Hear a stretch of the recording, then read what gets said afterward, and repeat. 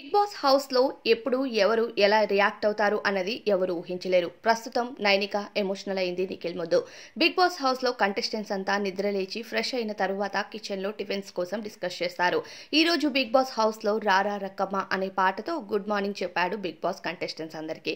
Contestants అంతా garden లోకి వచ్చి డాన్స్ వేశారు. నైనిక మాత్రం నిఖిల్ ని వెళ్లి కౌగలించుకొని గుడ్ మార్నింగ్ అంటూ చెప్పింది. అది సోనియా అస్సలు తట్టుకోలేకపోయింది.